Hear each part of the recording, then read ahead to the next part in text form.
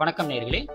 விஸ்வரூபம் 2 படம் முடிவடைந்தும் பல மாதங்களாக ரிலீஸ் ஆகாமல் இருக்கிறது. இந்த காலதாமதத்திற்கு இந்த படத்தை தயாரிக்கும் ஆஸ்கார் பிலிம்ஸ் நிறுவனம் தான் காரணம் என்று திரையுலகில் சொல்லப்பட்டு வந்துட்டு இருக்கு.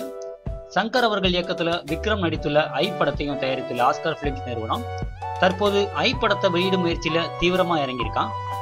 ஐ படத்தை வெளியிட்ட பிறகு ஜெயம் ரவி, த்ரிஷா நடித்த பூலோகம் படத்தை வெளியிட திட்டமிட்டிருக்காங்களாம். நீண்ட நாட்களாக தயாரிப்பில் இருந்து வந்த இந்த படத்தை விரைவிலேயே ரிலீஸ் செய்யும் வேலைகளில் அந்நிறுவனத்தினர் ஈடுபட்டுள்ளதால கமலின் விஸ்வரூபம் 2 படத்தின பொங்கலுக்கு வெளியிட திட்டமிட்டதாக கூறப்படுது.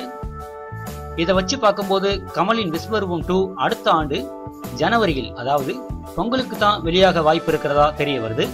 இந்நிலையில டிசம்பர் 12ஆம் தேதி அன்று திரையிட திட்டமிட்டிருந்த ரஜினி அவர்களின் லிங்கா படத்தை பொங்கலுக்கு தள்ளி வைத்துள்ளதாக ஒரு தகவல் வெளியாயிருக்கு. ஆக பொங்கல் திருநாள்ல கமல், ரஜினியின் படங்கள் நேரடியா மோத இருக்கிறது. இந்நிலையில கௌதமேனன் அவர்கள் இயக்கத்துல அஜித் நடித்து வரும் படமும் பொங்கலுக்கு வெளியாகும் என்று சொல்லப்பட்டு வந்துட்டு இருக்கு. சரி நேயர்களே, மீண்டும் ஒரு சினிமா செய்தியோடு உங்களை சந்திக்கிறேன். நன்றி, வணக்கம்.